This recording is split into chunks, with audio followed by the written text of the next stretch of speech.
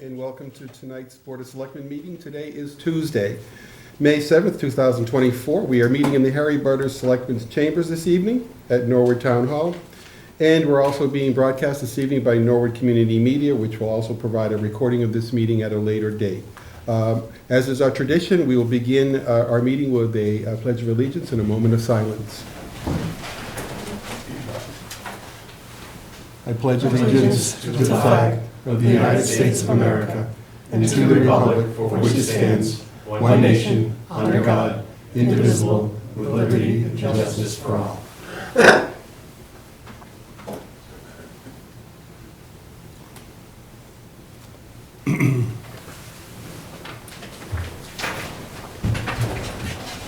Okay, so this evening we have a few items on our agenda.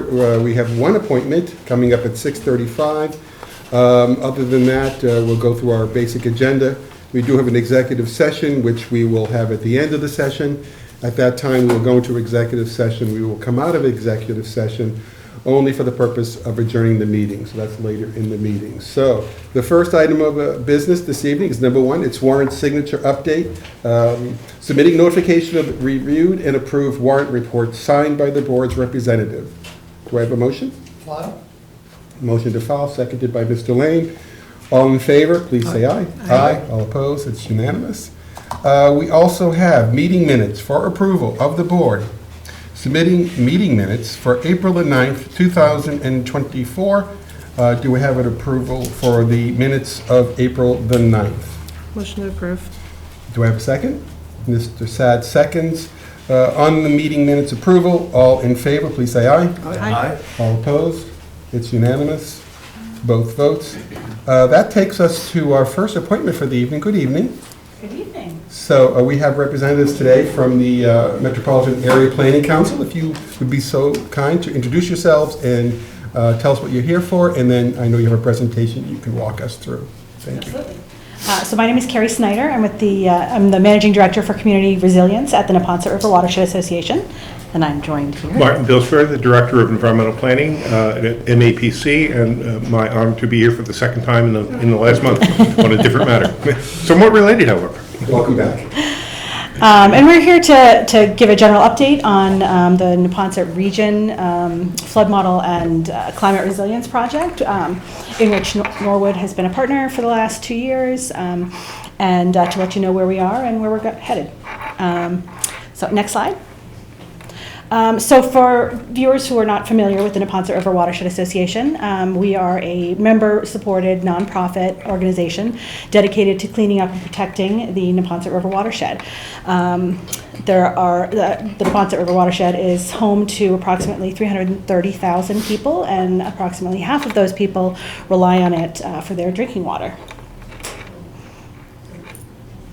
So the Metropolitan Area Planning Council is the regional planning agency designated by state legislation back in the 60s to cover 101 cities and towns throughout the greater Boston area and eastern Mass. And we work with our communities on a number of planning and policy projects and what we call technical assistance, which is really planning assistance to local communities, like the project I was just here a few weeks ago, the Hazard Mitigation Plan. There are 13 different watersheds throughout the entire metropolitan area, of which the Neponset is, of course, first and foremost in our mind, because we've had this very good working partnership with this watershed association going back at least 10 or 15 years on other projects, such as the Stormwater Partnership as well. So with that, I think we can launch in and I'll turn it back to Carrie. Nope, it's still you. Oh, yeah. The order changed. We just wanted to start with a brief, very high-level summary of climate change issues, and you can go ahead to the next slide. We'll talk a little bit about consequences. We put these other issues up here because while this project we're working on now is about flooding, and it is a primary issue for communities, there are other aspects of climate change which also need to be addressed. Obviously for the coastal communities and those that are in the estuary not far south of here, sea level rise, basically precipitation, so the more extreme precipitation events get more rain events within just an hour or two or three than we have in the past, which really taxes our local drainage systems and has been a source of flooding issues. unfortunately, such as the hospital here. That's a prime example of that, unfortunately. And high winds and more energetic storms. We see more thunderstorms, microbursts. It seems like they're on the increase. If it seems like there's more of these power outages and damages, there have been. It's an unfortunate trend. So we're thinking across the board about all these issues. This particular project will focus in more on the flooding aspect, which has a lot to do with that precipitation.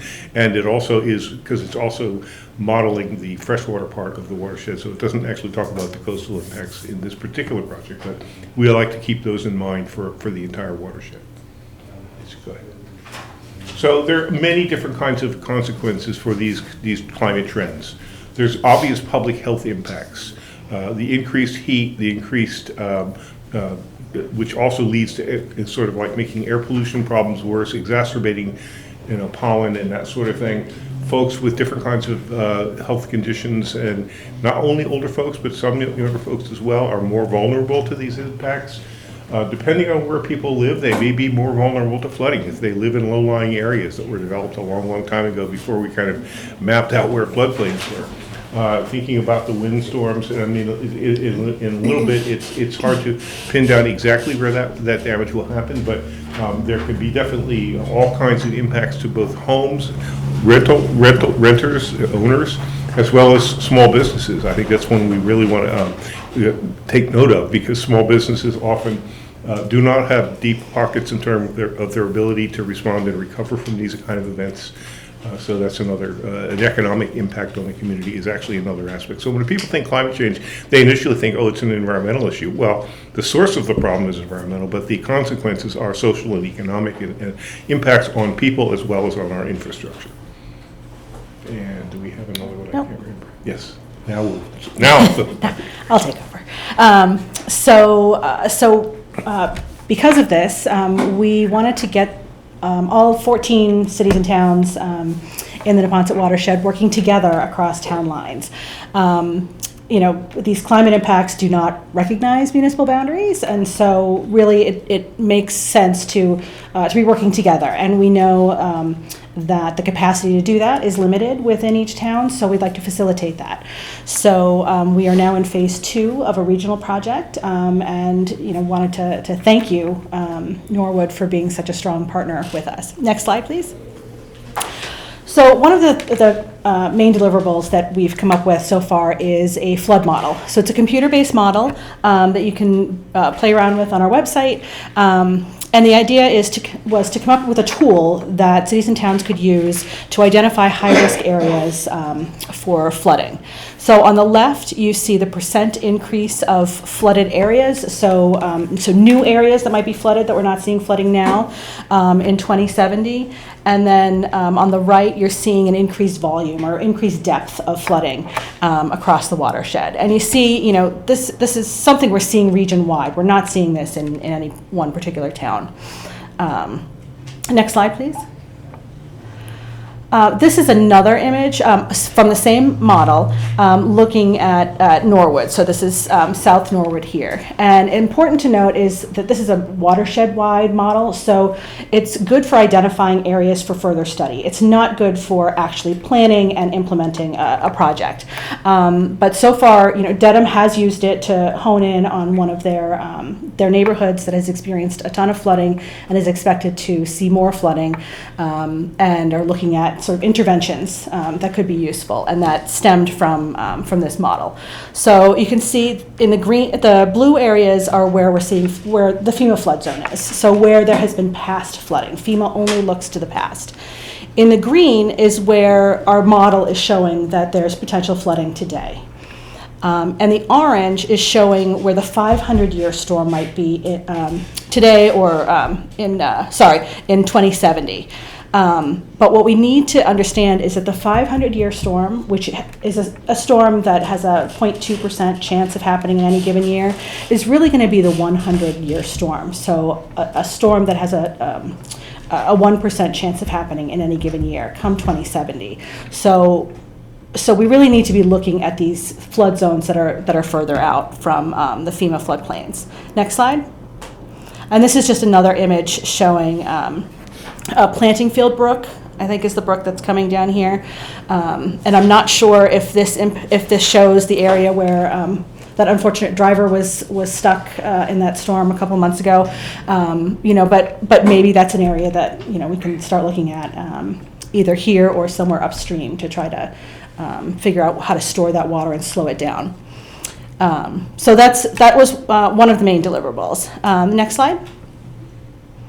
Another deliverable was getting municipal officials together over the course of a year to come up with a framework through which they could work together on all areas of climate impacts. So not just flooding, but heat waves, drought, increased risk of wildfire, communications, social supports for communities. And based on that, over the next year, we're going to be working with them to come up with a work plan. See if we can identify actual projects that we can work on regionally, because no town can do this on their own. It's really expensive to do this work. There's a lot of work that needs to be done to make sure that our communities can bounce back from these extreme storms. So we're working together to come up with that work plan. We've also done workshops, technical assistance workshops online for municipal staff. The one last year in phase 1 was sort of talking about regulatory updates that were possible to improve climate resilience. More recently, last month, we held our second workshop, and we worked on green infrastructure and potential strategies to implement it in urban and suburban areas. And then we're sort of naming this Resilient Neponset, and really just getting everybody talking together and thinking more regionally, and going after some of that regional funding as well for these projects. Next slide. And then the final piece is really deepening public engagement, because we know that municipalities can't get things done without public support. And the projects really should be, making sure that they are addressing the primary concerns of the public and the needs of the residents and small businesses. So we've held public meetings. We do field trips to show people, some of the changes that have happened in their neighborhoods. We visit every 5th grade classroom throughout the watershed to talk about stormwater and water conservation. So we're doing that, and we're really engaging in that and working with community-based organizations in all of the partner towns. Next slide. So what's next? We've established a community advisory group of residents, primarily representing community-based organizations who have been getting together. We'll have our 3rd meeting tomorrow night, actually, to really work on, what is it that the community wants to see, and what are their primary concerns in terms of climate resilience. We'll hold our first meeting of the Climate Collaborative at the end of this month. To get started on that work plan that I mentioned. We've just held the workshop, and we'll be holding a public meeting, a virtual public meeting on June 11th, and we'll be publicizing that, so we'll let you know when that happens. And that will be a further update on some model enhancements that we've done, and what the second year of phase 2 will look like. Next slide. I think you need to click one more. There we go.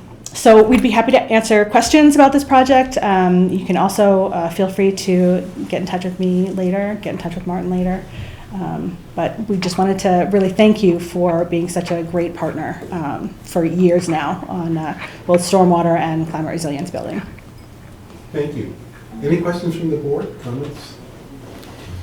Mr. Seth. Carrie, where are we going with all this?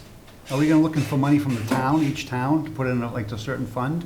So each partner town has put in match money. So this has been funded through an MVP grant, Municipal Vulnerability Preparedness Program, which requires a match from every town. So the grant itself has been awarded through Dedham, who's acting as the fiscal agent, and then all the partner towns have put in about $5,000 in cash each year and $5,000 in-kind staff time.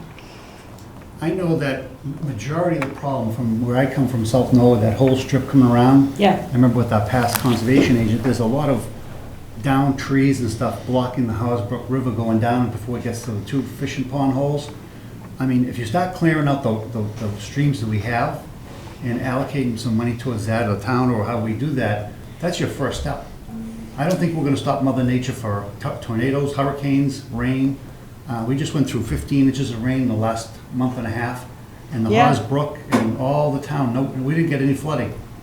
The Hawes, just so you realize, the Norwood Hospital flooded because of poor engineering. You know, I It was don't- more old engineering, that Well, they weren't sized for today's storms. No, what happened was they had that hole in the bottom. We used to swim as kids out in the ball field before we gave it to the town and sold it to them. And two, the roof had a hole in it. So they flooded on their own merits, and look where they are now. So, I'm all with you, but I think the streams and the rivers gotta be cleaned out, dredged. That's an important part. They're filling up with debris and silt from all these construction areas coming into the streams and waterways. And some of the little tributary rivers are all clogged up now. If we can start with that in each town, that's a huge step. Yeah, we definitely need to Huge. stop the silt and pollution from getting into those Yeah. rivers and blocking it up. And this project is not intending to stop Mother Nature. What No. we'd like to do is help communities prepare themselves so that they can bounce back once these storms have hit them, once the flooding hits them.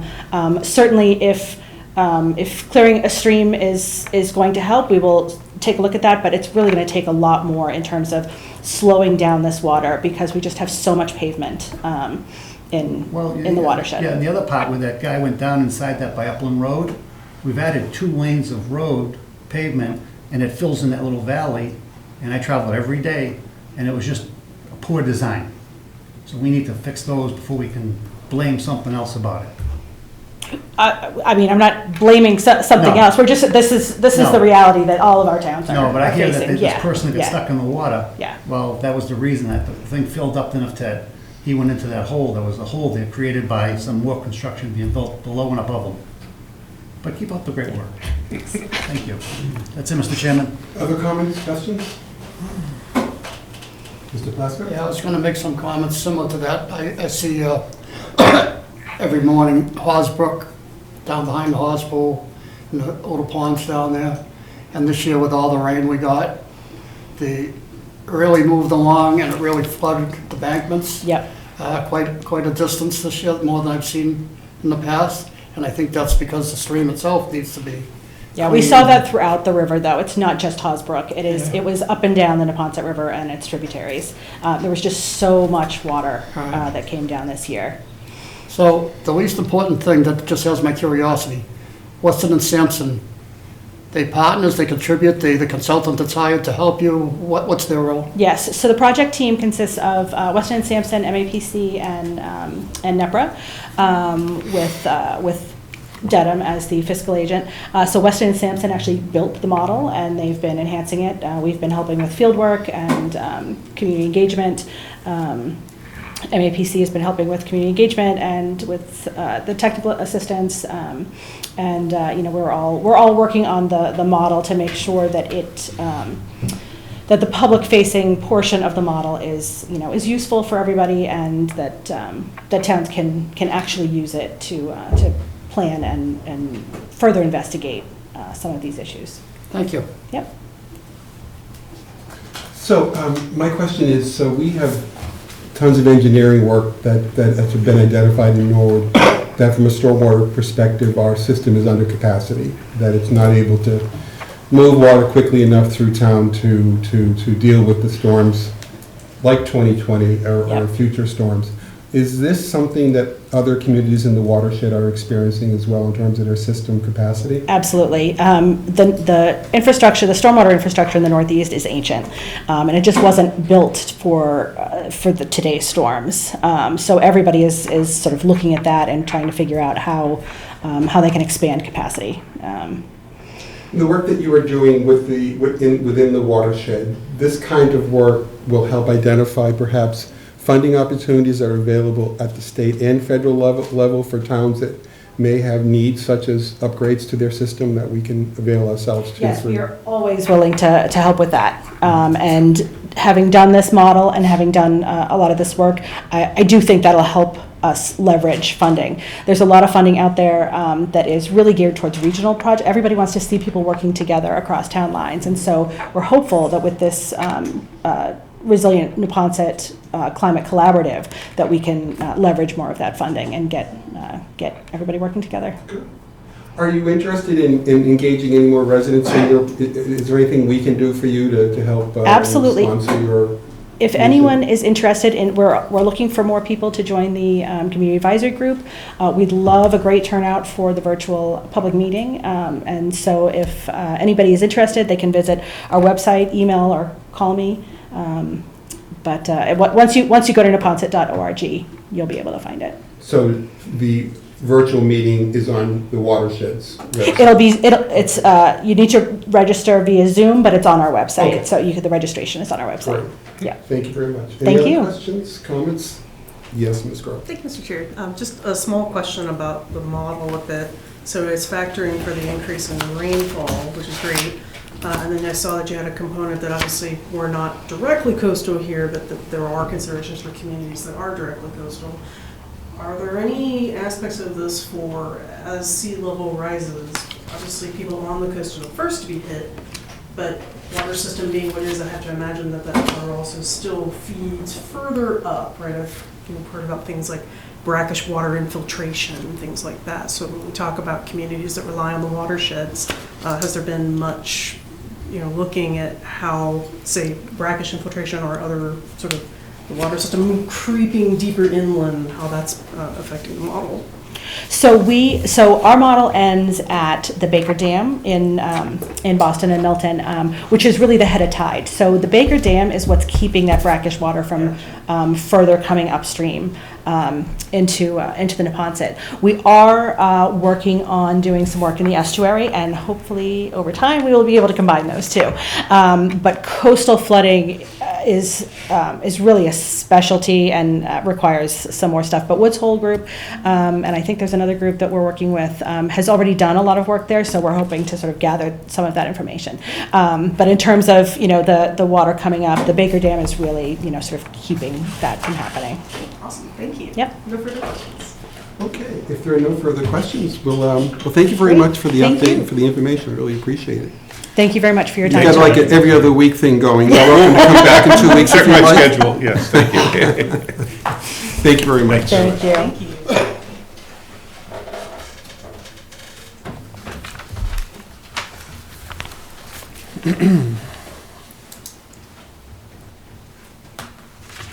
That was our only appointment for the evening, so we can return to general business again. So on to new business. So let me start with 4.1. This is a one-day liquor permit. St. Timothy's Parish submitting a request for a one-day liquor permit for a volunteer appreciation outdoor cocktail party to be held at St. Timothy's Parish, 650 Nichols Street on Thursday, June 13th, 2024, from 7 p.m. until 9 p.m. Pleasure of the board. Motion to approve. Second. It's been moved and seconded. All in favor, please say aye. Aye. Opposed? It's unanimous. Item number 4.2. This is a one-day liquor permit, Castle Island Brewery, submitting a request for a one-day liquor permit for a pop-up beer garden on Thursday, May 16th, 2024, at 290 Vanderbilt Avenue from 4 p.m. until 8 p.m. with approximately 100 guests expected. Pleasure of the board. Motion by Mr. Lane, seconded by Mr. Plasko? On the or- motion? On the motion, please. I personally think they've done this before, so we know they're talking about having this pop-up garden. But I think we did set as a policy that when we get these applications, we want a plan that shows us where they intend to be holding it. And there's not one attached here, so in the future, might just recall to ask anyone submitting an application to provide that. Yes, it's a good point. This is a pop-up off their main premises. Okay. I did have a motion by Mr. Lane. Did anyone second? Mr. Sad or Mr. Plasko? Either way. Either way, Christine. They're fighting over the second. But we have a vote on this permit. Do I have all those in favor say aye? Aye. All opposed, no. It's approved. 4.3, This is a one-day permit, also Castle Island, submitting a request for a one-day liquor permit for a Schultz Rescue Dog event on Saturday, May 18th, 2024, at the 31 Astor Avenue location from 12 p.m. until 9 p.m. with approximately 100 guests expected. Do I have a motion? From Ms. Grow, seconded, Mr. Lane. On the motion? I'll go to a vote. All in favor? All opposed? It's unanimous. My only question would be, does the 100 guests include the puppies? But we'll figure that out later. 4.4, this is the car wash request, Norwood High School girls soccer, submitting a request to host a car wash on Saturday, June 29, 2024, from 9 a.m. until 1 p.m. in the municipal lot. Motion to approve. Nothing but soccer team. There you go. Do I have a second? Second. Ms. Gross seconds. All in favor? Aye. All opposed? It's unanimous. And 4.5, a car wash request, Norwood High School girls basketball, submitting a request to host a car wash on Saturday, June the 15th, 2024, from 9 a.m. until 1 p.m. in the municipal lot. Do I have a motion? Do I have a second? Mr. Lane? On the motion, Mr. Yes, Chairman, sir. I just want to say for TV land out there, and I know the Reens were a big part of the girls' basketball for the last 15 years, and I had the opportunity to coach a few of them, but we have no more Reens coming through the girls' basketball program. So congratulations to the whole Reen family. Nicely said. Yeah. All in favor? Aye. All opposed? Unanimous. The next one is is 4.6, Town Common request for Juneteenth celebration. Officer Jeffrey Baguma submitting an updated request to include the closing of Cottage Street from Washington Street to Central Street for the Juneteenth celebration that will take place on Saturday, June 15th. Officer Bagama's original request was approved at the meeting of January 23rd, 2024. This is an additional request for that road closure. Do I have a motion? I'll make a Mr. motion Lane? to approve. Seconded, Ms. Grow. Any discussion on that one? All in favor of the motion? Aye. All opposed? It's unanimous. 4.7, 5K road race request, the Austin Reardon Memorial Road Race Committee, submitting a request to hold a road race on Sunday, October the 13th, 2024, at 10 a.m. in memory of Norwood High School graduate Austin Reardon. The race will begin at the KFC at the Knights of Columbus building, up Nichols and left onto Willett Parkway, around to Westover Parkway onto Devon, Albemarle, Harrow, Croydon, and back to the KFC Hall. Do I have a motion? Mr. Sad, seconded by Ms. Grow. All in favor? Aye. All opposed, unanimous. The next is 4.8. A request from the Morse House. This is the Norwood Democratic Town Committee submitting a request to use the Morse House for a summer social meeting on Monday, June 17th, 2024, from 5:30 p.m. until 8:30 p.m. with approximately 35 attendees expected. Do I have a motion? Make a motion to approve. Mr. Lane, and seconded by Ms. Grow. On the motion, all in favor? Aye. All opposed? Unanimous. Included, 4.9, Christina has included the list of April licenses for 2024 for our approval of the board. I'm assuming that we approve these in the aggregate. We're not going one by one here, or what is the tradition for the board? We usually do short change it, approve the list as submitted. List as submitted. Yeah, do I have a motion on the April 24 licenses? So moved. Do I have a second? Ms. Grow, On the any motion. discussion? On the Mr. motion? Plasko? Yes, sir. I make the motion to approve these, see no reason why we wouldn't, but I also have a question. Is this a complete list? Aren't we missing a few? That's the April is much shorter list. I'm sorry? That's the entire list. What about like under public amusement? Shouldn't there be launch and those calendar year licenses? The miniature golf course, what are they? Monster. Monster Golf? Yeah, I think those are on the calendar year list. Monster Golf, as well as Endicott Street. Why am I, they're looking for one-day license all the time. The arcade? Yeah, the arcade. Are they on a different cycle? There was No, something they should all be April, right?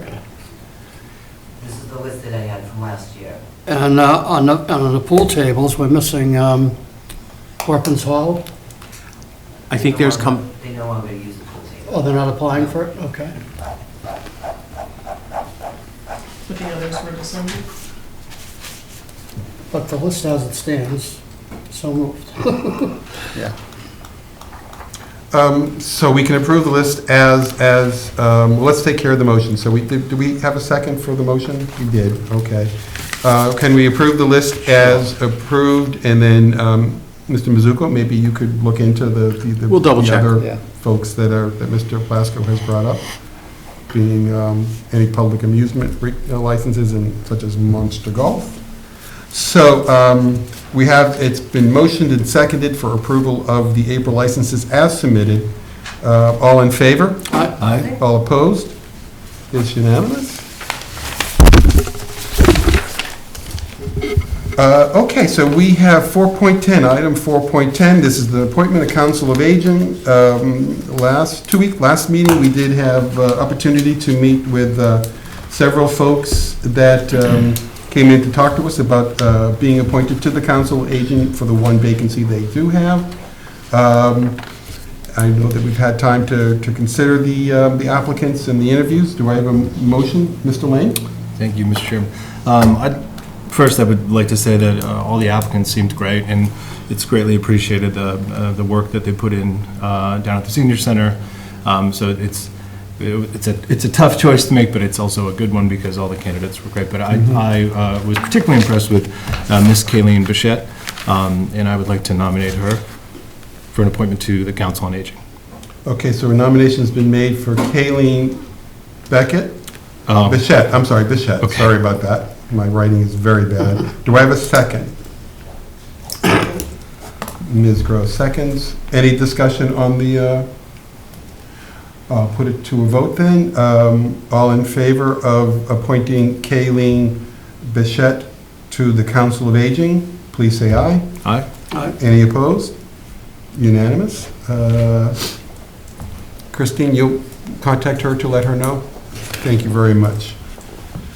We also have a second vote for Council of Aging. We had one Council of Aging member who, there was some confusion over whether or not that member wanted to be reappointed to the Council of Aging, and we held off on that reappointment last meeting, but since that time, we now have confirmed that Francis Kenny, who is a current member of the Council of Aging, does indeed wish to be reappointed to the board of the Council of Aging. So with that, do I have a motion to reappoint Ms. Kenny? Mr. Plasko? Seconded by Ms. Grow. On the reappointment, all in favor? Aye. All opposed? Unanimous? All right. Yes, sir. I just add to, before we move on, Mr. Lane's comments about the quality of the applicants. I actually had other applicants that I would have given some very serious consideration for, but any reason to oppose the ones nominated either, because they're all excellent. And I hope they all stay interested, because I'm sure we'll be having further openings in the future. We can Yes. use their talent and their interest. Yes. I will add that I too was impressed with Kayleen, her presentation. I did give a lot of weight to her current activity as she is helping in the reception areas. She knows a lot about the data entry processes there, so that gave me a comfort level that she knows a lot about the operations of the council, and I think that the council will benefit from her being a member of that board. So with that, we now have an appointment for the Zoning Board of Appeal. If the board would just indulge me for a minute. I placed this appointment we did have a letter, a submittal of one associate member of the board and that letter of interest is posted. I am now told, and this is just a mix-up in terms of emails and so forth, there is a second associate member who is interested, who did indicate an interest in the appointment. It didn't come to my email because it was an incorrect address. So if the board is so inclined, I would recommend that we postpone this item for next meeting and ask that second member to submit a formal letter of interest, and then we can have both on the agenda for next time, if that works for the board. Yeah, Mr. Chairman, just would comment that I think this is a good problem to have, that we have two associate members who are interested in a full-time position, which is great. I think they're both doing good work, and also just want to recognize Mary Kate Daly, who will be moving on in the work that she's done, especially there was a little bit of turmoil with the ZBA when I think she was first appointed, and that there were some people that had been there for a long time moving on, and I think that having people like Mary Kate step in and do a good job was really beneficial to the town, things running smoothly, so. Yes. Just wanted to throw that in there. Thank you very much. Mary Kate Daly has, from day one, has been a very good member of the ZBA, always prepared, very well qualified, so. On the proposal to postpone this to the next meeting, Mr. Plasko? Make a motion to table the appointment to the zoning board and leave it to the chairman to set up the process for future appointment. I'll second. It's been seconded by Ms. Delane. All in favor? Aye. Aye, it's unanimous. 4.13, Family Movie Night, Disabled Veterans Park. This is submitting a request to hold a family movie night at the Disabled American Veterans Park on Berwick Street on July 13th, 2024, from 5 p.m. until 9 p.m. with approximately 50 to 70 attendees expected. And there is a letter regarding this request that I'll refer the board members to for reference in terms of just getting more familiar with what this request is.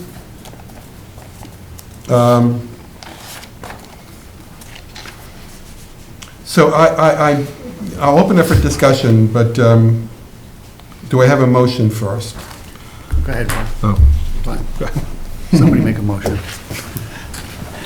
Mr. Lane, do you have a motion? Sure, a motion, well, it wouldn't be to approve necessarily, right? What? It wouldn't be to necessarily approve, but, To approve? yeah, but I have questions as well, so. Yeah. You can do the opposite and make a motion to decline. That's right. Yeah. Yes, put me on the Either way, it's spot. going to lend to a discussion, so. All right, just for discussion purposes, I'll make a motion to approve. And then on the motion? Go on the motion, Mr. Lane. Yeah, it just, I'm all for having a community event and these things, but just not sure sort of the group that's hosting, and it looks like it's an out-of-town address for the request, which caught my eye. I don't know if we have, at least in my tenure, approved a movie night at this particular location, unless it was maybe involved with the church that's there. No, I personally would suggest that we look at this in the future, near future. We're getting more and more requests for parties and different uses of town fields, in particular. Usually they're the town common, but they've occasionally been elsewhere. The only rules we have set up is for the town common. Right. Specifically voted for the common. But I think we need them personally to guide what's going to happen in some of the different fields, and whether some of these activities should even be entertained. Just, they submit them and say, sorry, we don't approve of that, or whatever. Once we have those rules written up, personally, I would be opposed to this one.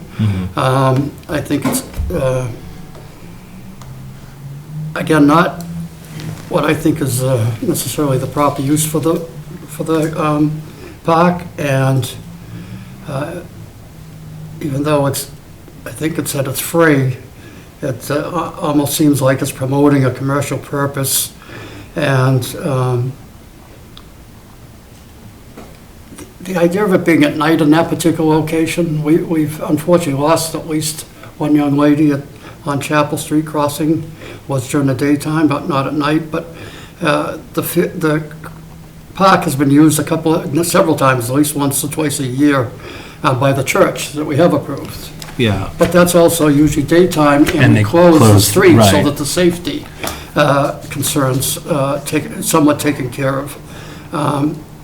I'm just uncomfortable with it. I think we, maybe in the future, after we've addressed, like I said, some discussion of rules and regulations, this might be the type of thing we allow, but until we do, I'm personally not comfortable with them and would be voting against them until such time. I would agree with you, Mr. Plasko. I'd also add, the movie nights that I've attended with children have been at the high school and that field in the front, which is perfect, because there's a lot of space for kids, that, there's not really traffic there. Parking. Yeah, parking, so, yes. Mr. Senate. Just for discussion, I kind of agree with my colleagues, but Teddy Mulvihill, the veterans agent, can we just get a letter or something as, if something comes up for veterans groups, if he's aware of them or if they're legit, maybe we could use that as a yes or no type of thought process? I mean, we And get him involved with the loop? This particular park, we've almost had a hands-offs, there's even signs, don't walk your dog. Oh, I know. And then we're gonna start opening it up to, not just this request. No, but I'm just saying in general for any If we say veterans. yes to Yeah, this one, we what's typically- coming next week? And we Yeah. have to. Typically do, in this case, it's not a veterans group, it's DAV Park, but Teddy said it is not a memorial park, there's no Actually dedicated. no issue from a veteran's perspective of what may or may not go on there. This is more about, does the board want to allow a business to do sort of some soft marketing? And historically, you've said no to that, even though the event would be good for the community. Is this really, I think that the concern is really the slippery slope argument. This sounds great, this looks great, we could do this. How quickly is it, can we get the park because we just want to hand out to everyone in the park flyers for, it just, historically, the board has said no. I want to Once say, you're open to one, it's hard to say to any that come along. You get into legal issues, counsel's out here somewhere. right, so historically, the board has said no. We had a real estate agent 3 or 4 years ago that wanted to do something similar. The event thought great, we wanted the public to have access to it, but it just wasn't really appropriate. If this person's adamant to do it, they could try to find a group in town that wants to do it, and they could sort of do it for that group, a church group or a civic group. There might be a way around that, but historically, the board has said no to similar requests. So do we know this is an outside group, not know it? Based on the application, the person doesn't appear to live here. Okay. All Unless, right. Christine, did you have any other additional information from the phone call you had with this applicant? No, she did say that she would want to promote her event planning business, but there was no charge to enter into the movie night, and she would want to sell merchandise. Okay. Thank you, appreciate that. Sure. Okay, yeah, I'm similarly, I think that the slippery slope argument is certainly one that I want to be particularly cognizant of, particularly when it comes to this particular park. We do have some rules and regs that have been established, or at least several years ago, for the use of the common, but I'm not aware that we have anything specific to this park, so I would be inclined not to support this request either. Any other input on discussion? All right, Mr. Lane, you made a motion to approve. Yes. But I'll be the first to say no. Same difference, you vote against it, then they Yes. notify that it was denied. Yeah. Do I have a second? I'll second Matt's motion. Keep the Okay. ball rolling. All right. All in favor? Aye.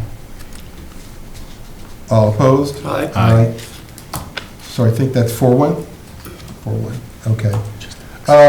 Mr. Mizuko, it might be beneficial for us to maybe just fish out the town common rules and regs, just to familiarize the board with the guidance we have regarding use of that particular park. All right. But that motion fails. That motion failed. So we're on to item 414. This is the draft agreement for CPC housing. We have several guests here. Town council somewhere. There it is.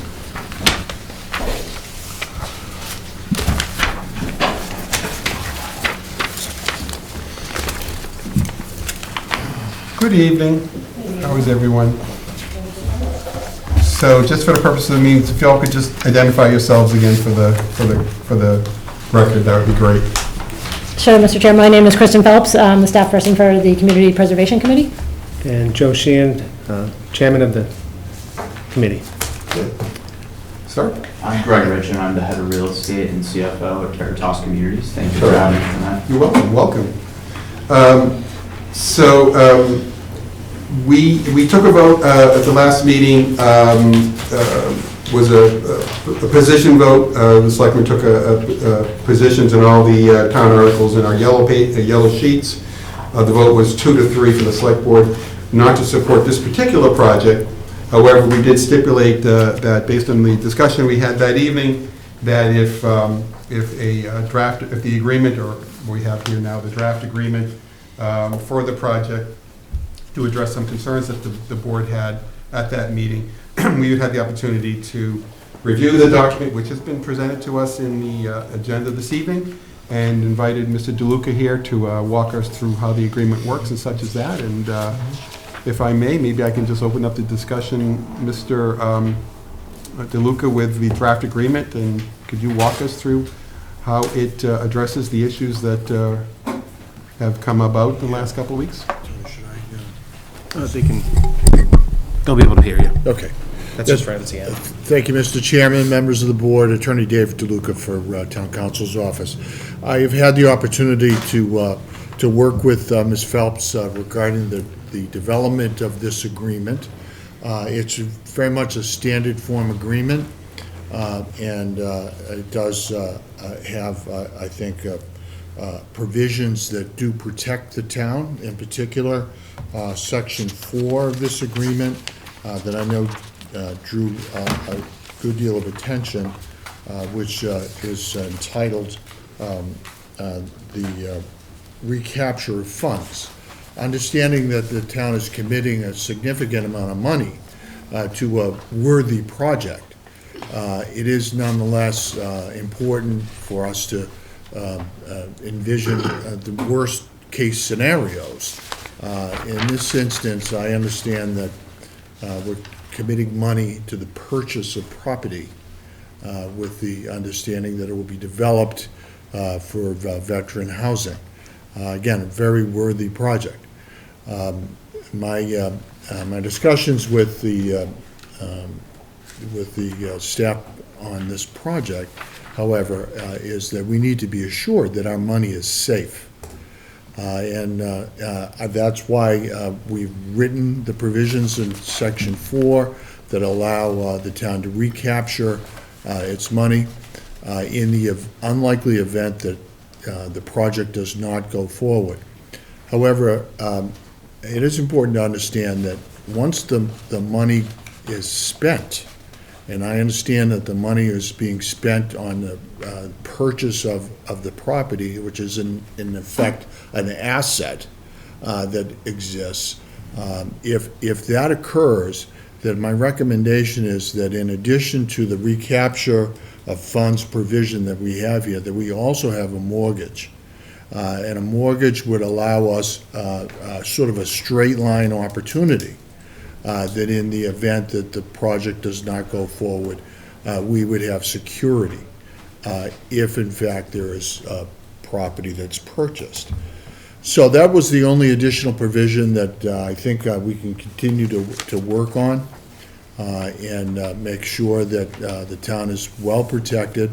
If the money is committed to the project and is still in the bank, that's fine. We'll have our legal remedies, but we want to make sure that, we have access to the asset. If the asset is still in the form of cash, we'll have our legal process. If it's in the form of real estate, however, I would recommend a mortgage that would protect us so that we would have the ability to foreclose and recover that asset. That said, everyone understands we're not really interested in becoming property owners, that we all have the best intention of the project going forward, expected to be successful, but Worst case, we want to be protected with that amount of security. Now, that does require, by the way, a little bit of a change in the motion that I think is before town meeting on Monday.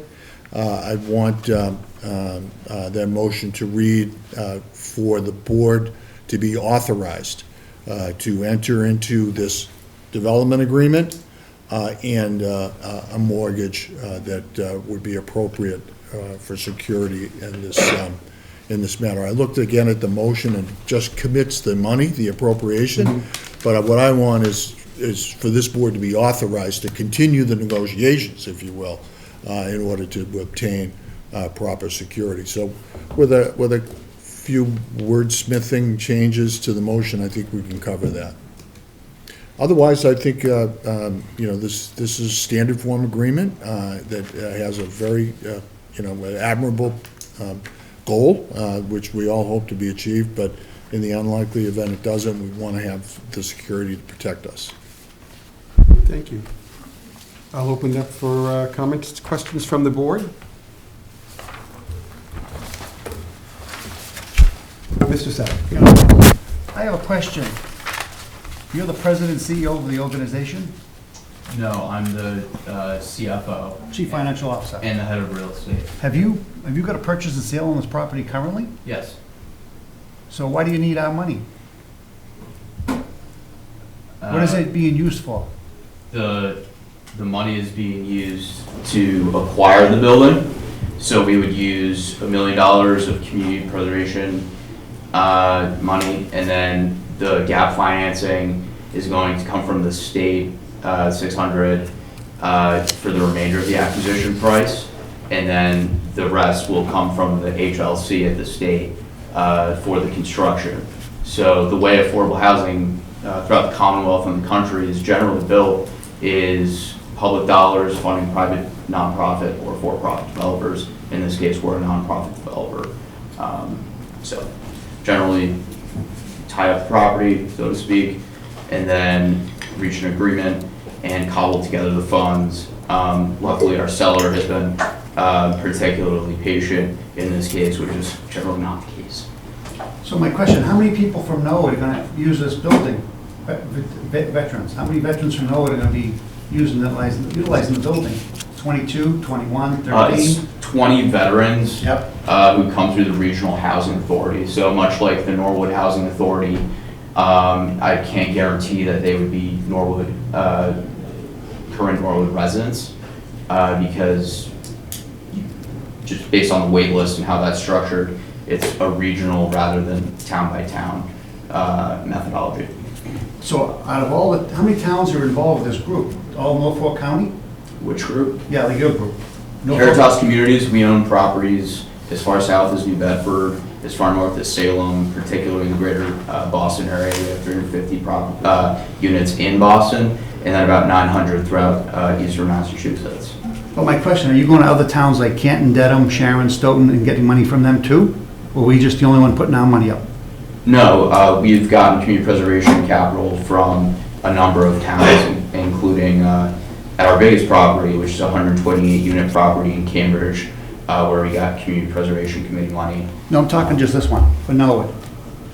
Just the Norwood? Yeah. Oh, the Norwood project? Yeah. No, the vast majority of the funding will come from the state, which is pretty standard, but generally they want to see a local match, or they're not going to fund it. For example, we just received planning and zoning approval and affordable housing trust fund committee monies in the form of a note, actually, in the city of Quincy, and that completed our application essentially when we went to the state and asked for the other 80% or so of the development costs. So it's a partnership. These deals have many funding sources. Generally some local, most of them come at the state level. The only thing I can say, it's going to be a hard sell at town meeting. I think we have a great senior housing, Norwood housing program that these veterans can go into, and that we could allocate that money to a different school system or somewhere else, because this is a lot of money. And if you just have a PNS on that now, and using the Norwood $1 billion for the deposit, That's a huge number for the Norwood taxpayers to absorb. Actually, on a price per unit basis, it's significantly less than the average affordable housing product that is funded throughout the Commonwealth. On an average basis, it's usually closer to 70 or 75,000 per affordable unit. So. Well, I understand, but I just understand that the town's putting $1 million up, and, it could be like a Stewart situation where something happens and we're stuck with losing $1 million. And there's no residents from Norwood, seniors using it, or veterans. I just have a problem with that, but all right, I get the gist. I mean, that's a good point, Mr. Shab. That's what we're talking about, this agreement. So I think that concern about being a lot of money and sort of what would happen if the project didn't come to fruition. This is what Mr. DeLuca is talking about. So, Other? Mr. Plasko. Thank you. I'm still not, I was one of the ones not particularly comfortable with this, and I might even have more questions now. The program that this is under, is it specifically veterans, or have your organization identified it for veterans?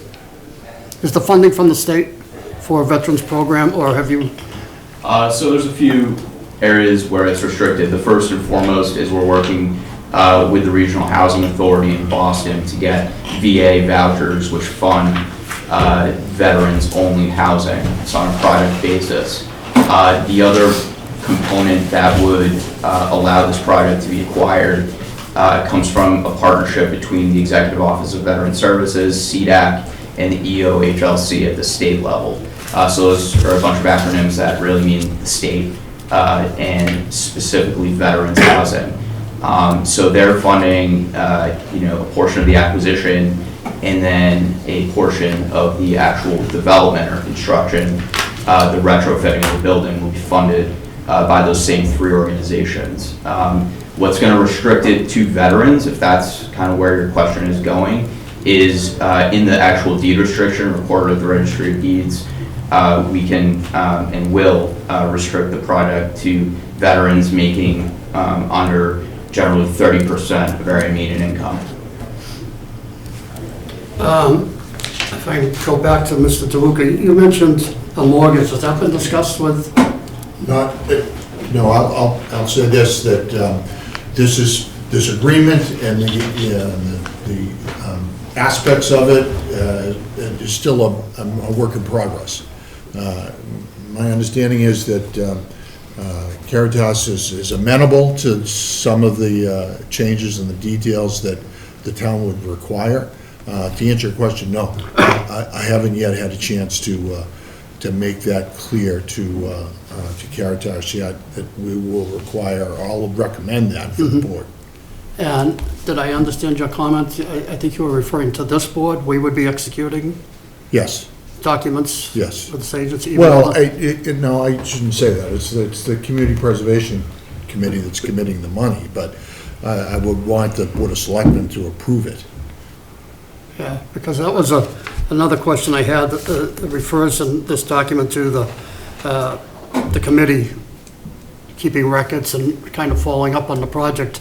And I haven't read the Community Preservation Act, but it seems to me as a layman, we have a group of money, we have a committee to decide how to recommend to be spent, and also has to be approved by town meeting. But once they've given the money out, isn't it given out? They have any reason to be in control or overseeing anything? Well, that's exactly my point, that if there's money spent and a tangible asset that is acquired by use of those funds, there should be a security interest in that asset that would, again, create a straight line recovery for the town in that asset in the event that something were not to go as planned. And so what I'm recommending is that, we adjust the motion that's before town meeting that authorizes this board to also sign off or enter into an agreement with CPC and Caritas that would include a mortgage instrument. So that's one of the things on the recapture. We Right. talk about, basically, as I'm reading this, they have to get the money so that they can go forward with the project within 5 years. I'm concerned whether we're as a community, satisfied with that, or we want some further control so that if 10 years from now, 8 years from now, they cease operating, what happens? Do we get anything back? Or, I know in some cases, some different programs, it might be, you know, after 15 years, after 10 years, whatever, it's then forgiven. But then again, it might not be. You get paid back. I don't know that we're getting anything other than we're getting a deed restriction. Right. But that restriction also can be lifted. It could be modified Yeah. by agreement of the parties, but I'll defer to our friends here from the CPC, who can let you know whether or not there's any other options, you know, years from now, if you want a return on that investment. The other question I had, there's going to be a 2/3 vote. I think it's set up as a majority vote. It's an Well, appropriation. It says specifically it's for the purpose of purchasing property. They're using town funds. There's also language in here that they will use all the appropriate municipal rules, so that would be purchasing and so on and so forth, all which would be requiring a 2/3 vote, as I see it. We're buying an interest. Right. And even in a deed restriction, that's an interest in the property. Right. And I think that would require 2/3. Yeah, I would agree with you then. Yeah. Mr. Mizuko? It sometimes pains me to agree with Mr. Plasko, but having been a chief procurement officer for 10 years, we have always been told, we cannot, with CPA money or anything else, we cannot give money to another entity to do something that's not what we would do with our rules. And to Mr. Plasko's point, as I was hearing tonight, the money is specifically for the land purchase. So I'm just concerned that without that proper quantum of vote and the proper procurement process, that we know we are buying land, so we could never at some point go and say, no, we weren't buying land, we were sort of just giving money for something else. So I think between now and town meeting, that point needs to be really looked at in detail, because I'm just nervous that we are acquiring an interest, or we know that's what our money is being used for. It's the same reason why we can't say, well, I don't want to go to procurement to buy a bunch of vehicles, but I'll tell you what, I will give some nonprofit $600,000 for vehicles, and then they go and buy a bunch around the procurement rules. Believe me, you know, I'm always looking for a way around the procurement rules, but I would really like that point Yeah, and we can accomplish that. looked at in detail. Additional to the property itself, you can say, well, we'll change that, so it's not going towards the purchase. Right. But 184, having to do with the deed restrictions and so forth, also specifically addresses that if you're buying a deed restriction, that's It's an interest in property, an interest in property. So I don't know, there's still a few things that I have to work out in my mind to get my hands on it completely. It's a nice concept. I'd much rather a concept where we get a housing committee or an affordable housing trust, something active in Norwood, and when we think a program like this is a nice program, we get the property, and then we put it out to bid, $1 a year, if you do this, give us a proposal, but we still have some control over it, and can manage it, and can determine some of those, what those criterias are, instead of us hearing what somebody else thinks they might want to do with the money and giving them $1 million or whatever. So I'm just more comfortable with a different approach. That's all I have for the moment. Ms. Grow, anyone else? One more question. Okay. The financial eligibility says that existing building, it says, all units will be reserved for veterans or widows of veterans making less than 30% of the area median income. But then the next paragraph, or 2 paragraphs down, I guess you want to say, it says that at no time shall the units be used by residents above 80% of the AMI. Now, I know from being in public housing for 39 years that you get to a limit, you don't have to move out the next day. There's calculated formulas for how long you can stay in. You made more money this year, so you're technically not eligible, but next year, you know, you may lose that part-time job or whatever, and you're eligible. So you don't have to move out right away. There's all kinds of regulations that control that. But unless the program you're participating in says the 80%, I would like to see us negotiate 50%. Because 80% seems awful high if our goal is people at 30%. If we want 50%, then 80%. But if your goal is 30%, I'd stop at 50 if we have that druthers. Yeah, I'm not sure where the 80% number came from. I didn't write that part of it, but it's 30%. AMI is always the threshold, and generally speaking, it would be very unlikely for someone to get much higher than that or to qualify for housing if they were any higher than that. So I'd have to look into more of the documentation that you're currently looking at, because I'm just not familiar with it. All right, thank you. Mr. Chairman, one more question also. I just have a question. So these veterans come in, we might have one or two from Norwood, if they do. Does the state reimburse your group or some other group like $3,000 a month, $5,000? Is there a number? We get project-based vouchers. Yeah. They're what's called VASH vouchers, which is basically HUD and the VA, federal government, pass through to the state and the regional housing authorities these veteran-specific vouchers, and those go to pay for the rent for the veteran. So if you're a veteran and you're making, say, $10,000 a year, you pay $3,000 on your rent. No matter what, 30% of your income is on your rent. So if you're making $0, you're paying 30% of that, which is $0 on your rent. So it's a sliding scale. I guess, how big are these units? Like 400 square feet, 300 square feet? Small, yeah, they vary, but they're efficiency studio units, so 300, 325. They're studio units. We try to maximize the efficiency of and these are for individuals only. So that person would, him or her would come to your group and they'd rent them a unit like housing or Section 8 or whatever, that voucher. So do you charge them like a reimbursement from the state, like a number like $4,000 a month, $2,000? What is the voucher is what we get from the Boston Housing Authority. For a one bedroom or studio? For the studio. Okay. Each studio pays generally fair market rent, whatever that's determined to be in this zip code essentially for that unit. Will be paid to Caritas because these are people who can't really afford their rent. So what's that number for a studio? For a studio in Boston Housing? Studios, excuse me.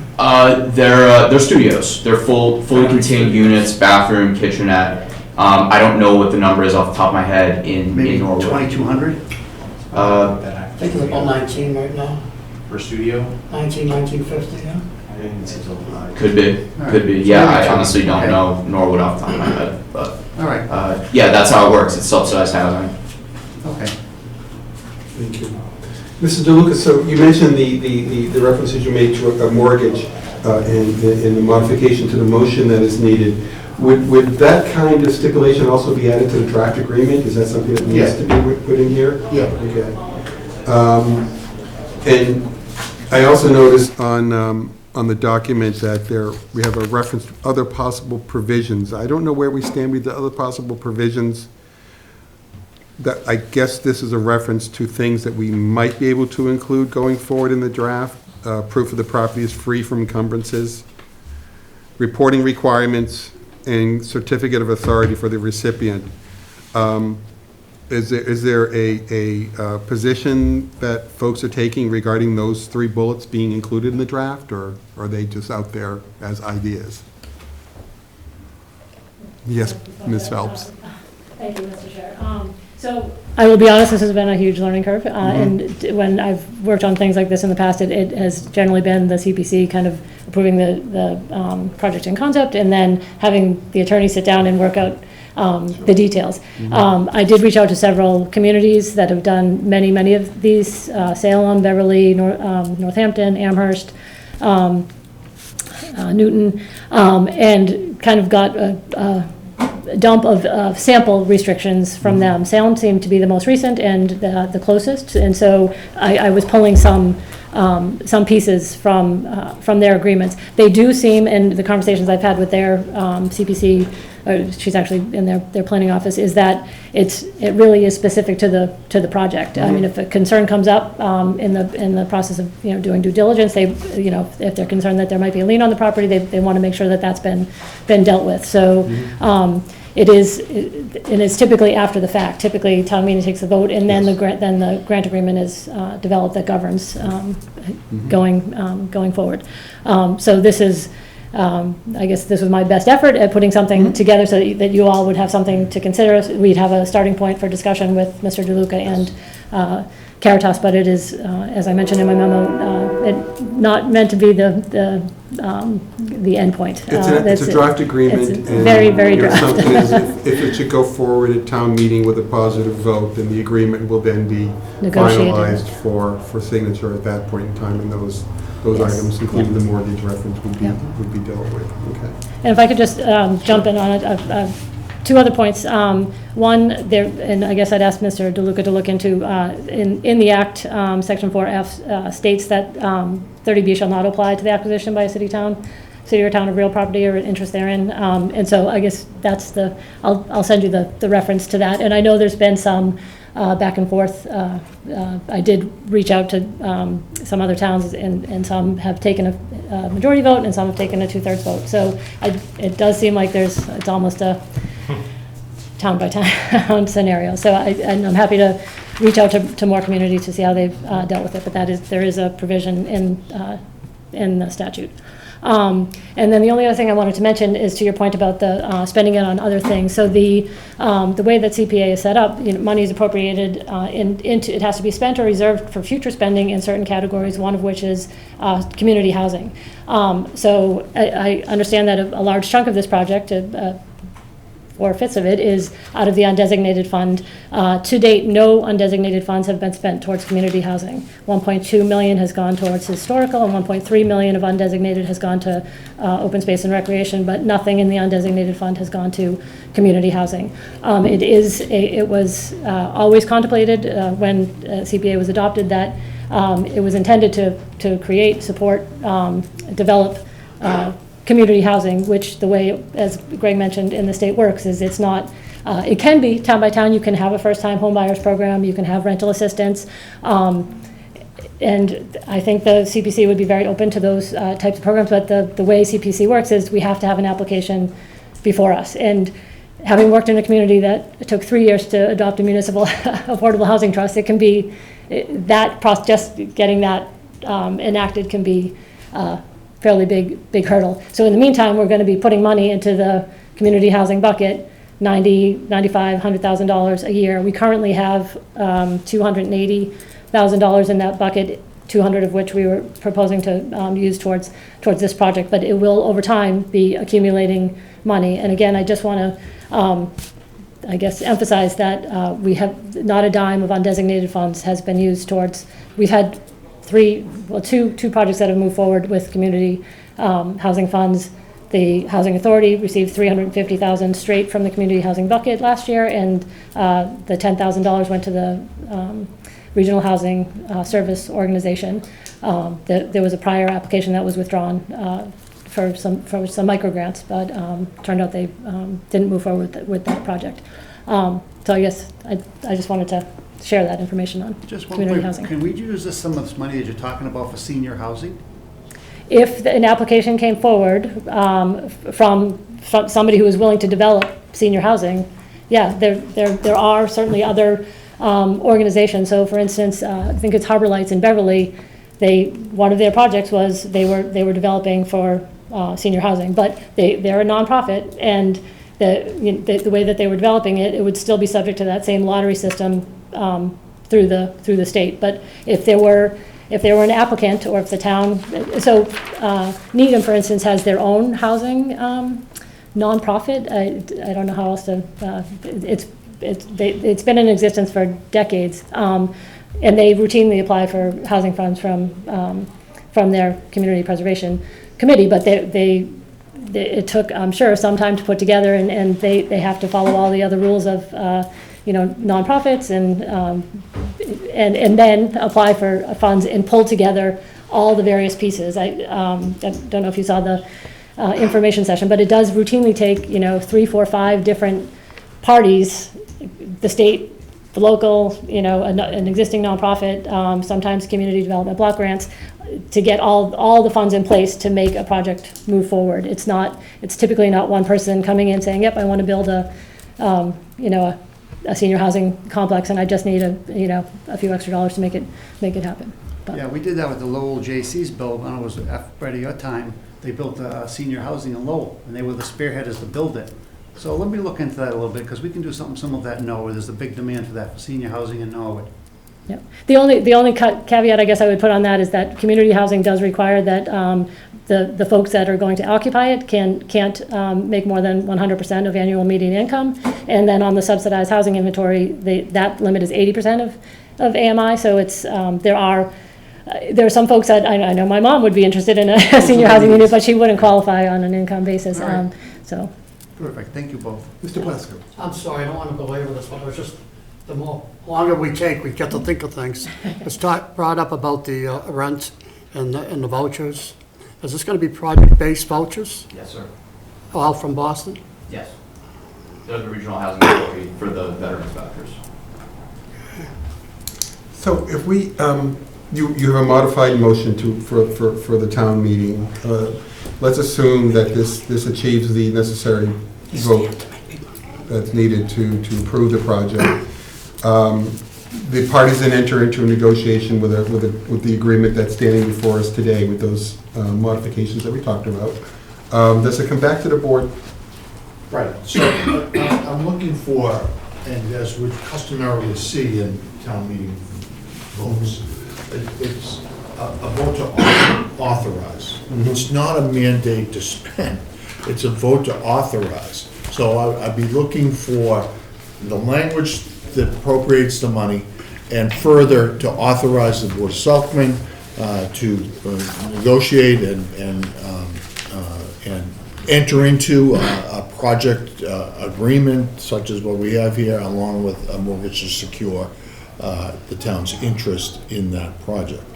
So that it would be an authorization. If you can't come to terms, then it's over. If we can come to a term, then, the idea is town meeting will be authorizing you, as typically the case, to enter in an agreement sometime in the future. Specifically this agreement, my question would be, how does I notice on the signatories, it's the chair of the Preservation Committee, it's the general manager, and a representative from Caritas. Does it come back to this board at all? How do we get Gotta it? get changed. Yeah, we'd make the change in the agreement so that this board would have the authority, because that town meeting would be granted. Good, okay. All right. Any other questions? Okay. Mr. Sheehan, anything to add, or we thoroughly discussed this to your satisfaction? There was one thing, I believe there was talk of the real estate taxes, whether they would be subject to that. In my understanding, I believe we found out that they would be, so that I'm not sure if it would be the same amount from the previous building. Would there be a loss? Would it be more? I don't know the answer to that. It'll probably be a different level since it's moving from commercial to residential. I guess that's, Mr. Mizuko, that would be the most significant change the there. rate would drop in half. But Greg, can you answer, why as a nonprofit are you not tax exempt? Because even though we are a nonprofit and our office, like our headquarters property would be tax exempt, if we're operating real estate, like rental real estate, it's still considered rental real estate for use purposes. It's not considered, it's not like the headquarters of Caritas is in this building. It's not being used for charitable. You like to hang on that word charitable? Well, I have many issues with the state statute, what it should be exempt, but the Appellate Tax Board and the SJC in their infinite wisdom have always ruled any nonprofit is effectively going to be exempt from local taxes, so I've never heard of a boarding house being able to, I'm all for the taxes, but I've never heard of a boarding house having to, owned by a nonprofit for low-income housing, having to pay taxes. I'd love to take you to all the assessors in our portfolio and. That was my question. So like, for example, We the do pay real estate New taxes. Bedford, for example, you have the facility there and you are paying real estate taxes. Well, New Bedford's really different Okay. because, no, in New Bedford, we are paying taxes. Okay. I'm sorry, That's what I I was meant. thinking of Bedford where we're on No, the New main Bedford, I'm campus, talking about the but facility there. yes, Okay. generally speaking, we do pay property tax, unfortunately. And have you ever appealed that and had the appellate tax board side with the town in a case? We've never successfully done that, no. We've had conversations with assessors. I've had conversations with assessors who pushed back and said, no, you're ultimately operating a rental property regardless of where the sources of those funds come from or the fact that it's subsidized for low-income folks.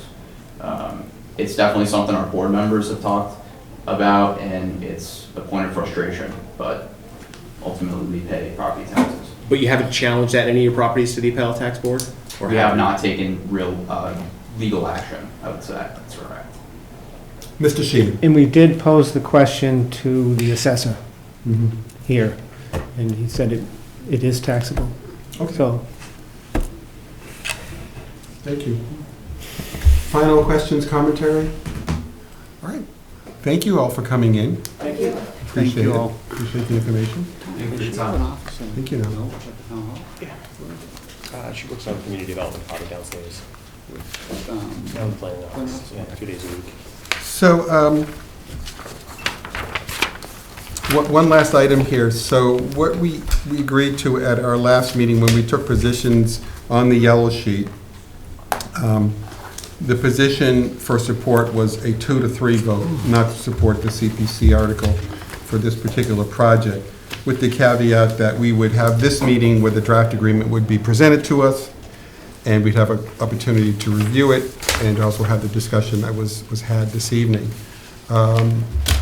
So with that, I realizing that we did make that commitment at last meeting for reconsideration, I'm looking for direction from the board in terms of a motion to that effect, if there's a member that would like to put forward a vote to that order, I'll entertain it. Yeah, thank you, Mr. Chairman. I'll make a motion to reconsider this vote. Do we need to take a vote to reconsider, or do we move right into a motion to approve or disapprove? We already took a position. We said we might reconsider if we got information before town meeting.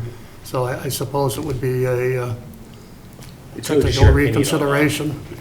I don't think you have to go through too formal of a process if you want to change the board's expression of interest at town meeting. Just It's going to give us direction that we require either way. So Mr. Lane has made a motion to reconsider the vote from last meeting. If I have a second. But we're going informal, right? Um, Because if you go informal, he can't make that motion. Okay. Well, okay, so I can entertain another motion then. So I guess this is a procedural question that I'm unaware of. We have a vote that we took at the last meeting, and my question would be, how do we put forward to our desire from last meeting any reconsideration? How do we accomplish that? Either way. poll your board members if you'd like, Mr. Chair, and see if anyone would like to change their Okay. vote. And if they say yes, then you could ask for a motion to retake the We don't vote. actually have formal Right, it's not. approved Okay. procedures. I'll strike my And motion. we tend to act rather informally. If you go back to formal rules, then you would have a reconsideration, and somebody who voted on the prevailing side would have to make that motion. Okay. So let me take a poll. Again, our vote from last meeting was 2-3, not to support the article. So I'll go through the membership. Mr. Sad, No? you're still a no? No. Yes, Mr. Mizuka, do you have something to say? No, I'm just, in my mind, it was 2-3, and I'm just trying to keep the numbers. Right. Mr. Sad remains the no. Mr. Lane? Yes. Yes. Mr. Plasko? I continue to remain on no as of this evening, Mr. Chairman. I think while they made an attempt, I think they missed the mark, even on the clawback clause. And I know Attorney Lucas mentioned that this would be just kind of a proposal moving forward, and we would still negotiate the final details, but I'm just not comfortable with where this is going and $1 million for this purpose to an outside agency without having it nailed down a little firmer ahead of time, so I'm still a no. Okay. Ms. Grow? I'm a yes. Yes. Okay, the chair will remain a yes as well. So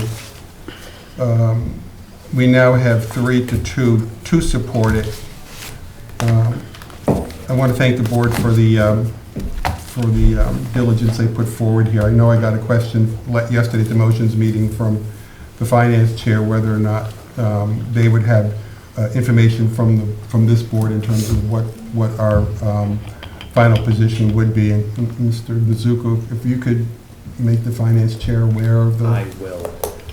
They're meeting at 6 o'clock on Monday evening, and they had previously tabled this, and they present the motion. So that's the next step in the process, is for Finance Commission to take their position as well. They'll do that prior to town meeting at...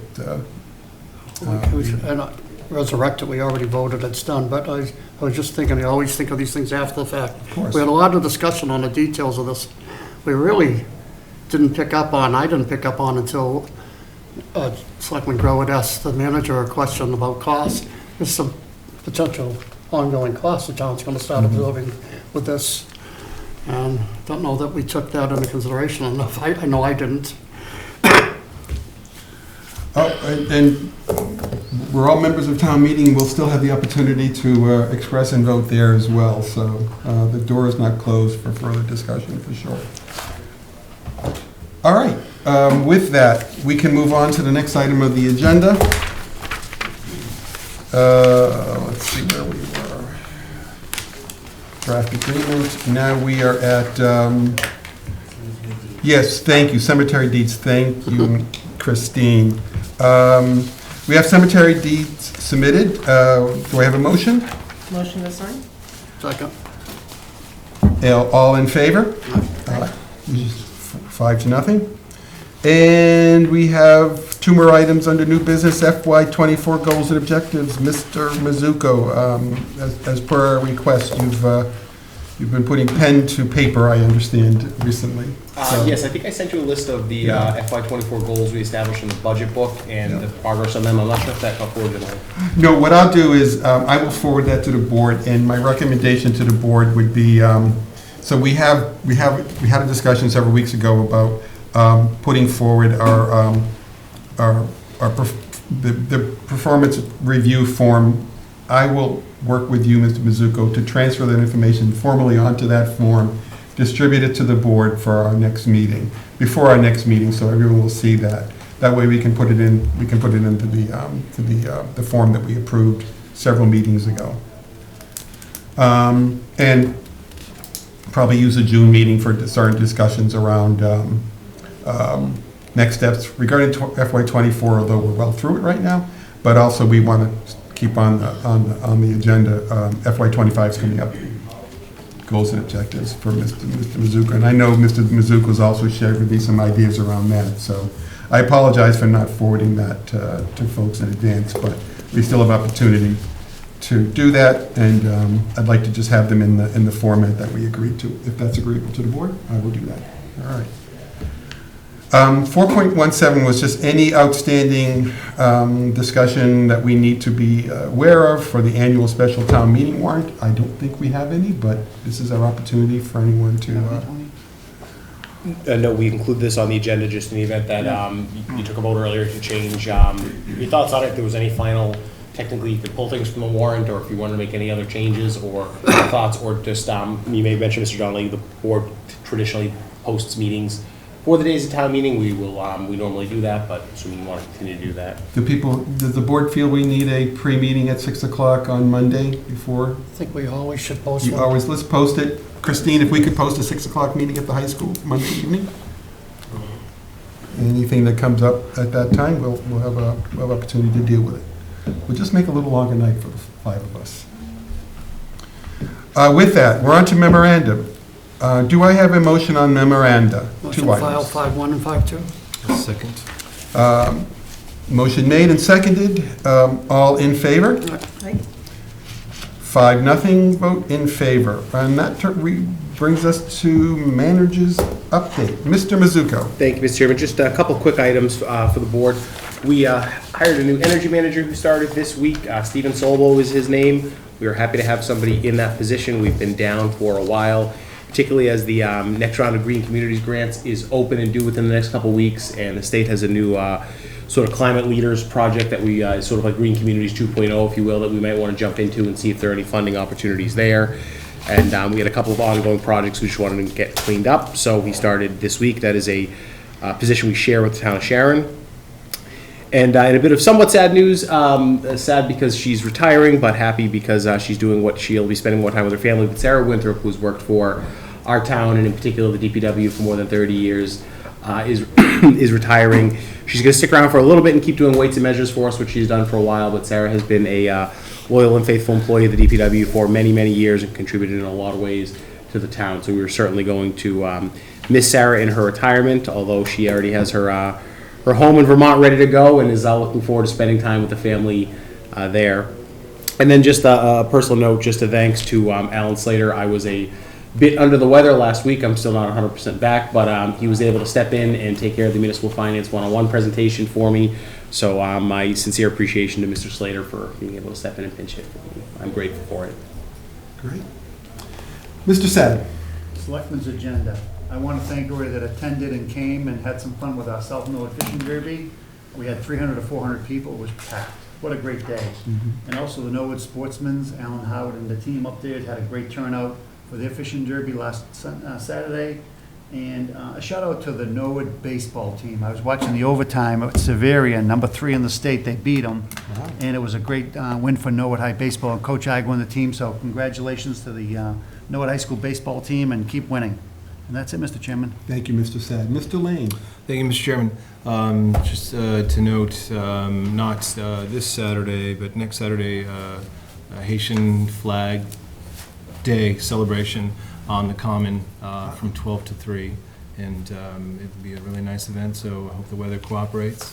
The other thing I just wanted to quickly mention, I think probably some people saw the letter, for the steward letter from their CEO, which was laughable, in which they said something to the effect of, don't worry, this is in conjunction with them filing for bankruptcy, saying something to the effect of all of the hospitals will remain open and operating without a mention of the Norwood Hospital. So it's a sad situation. I know we've had an open invite to Steward. They can, hopefully I'm not speaking out of turn, but they can come to any meeting they want if they want to talk to us and present, but I don't think they'll do that. And it's just an unfortunate situation. I think with bankruptcy, there are certainly legal complications, and it's just not, it's not a quick thing. So it's hopefully that the hospital is weatherized soon. But other than that, I don't think, perhaps we'll hear for a while. And that letter was, as I said, laughable. You can tell him I said that too. I will. Your buddy. Thank you, Mr. Lane. I don't have opportunity to be on a yacht that often. So I don't know about jet. that. Yes, exactly. Mr. Plasko. I don't think you'll be seeing or hearing from Stewart. You haven't heard from Yeah. in the past when they had anything to do with it. Now, as far as I know, they don't have anything to do with it. The good thing is there were 2 people working there yesterday, although I didn't see them there today. Maybe they're rogue workers. They might have been hiding inside. I don't. Nothing further. Okay, thank you. Ms. Grove. In the interest of keeping things short and sweet tonight, nothing from me. All right, thank you all. So, just a couple of things from me. So, I know I got a mailing recently from Firefighters Local 1631.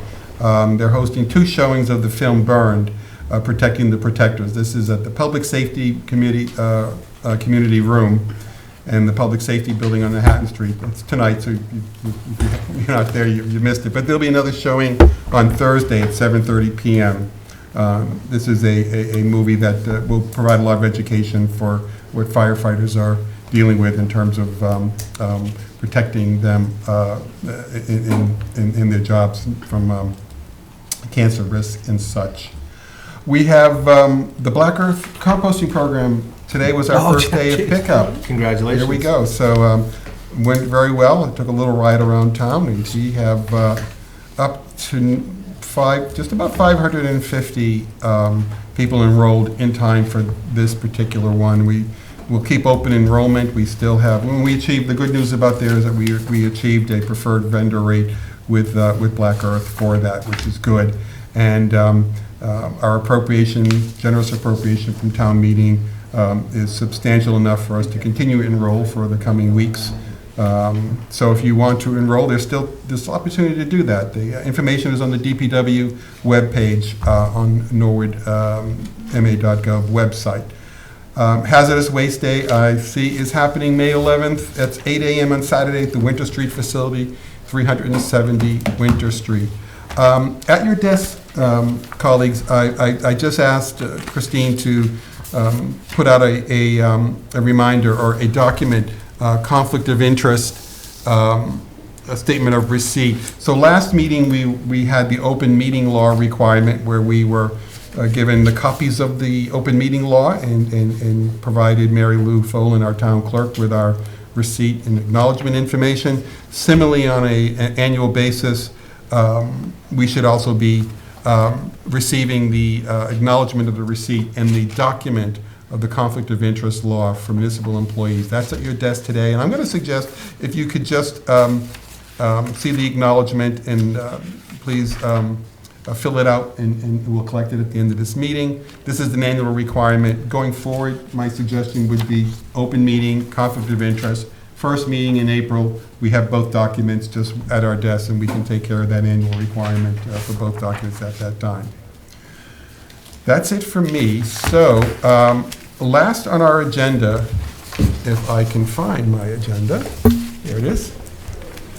We will be going into an executive session.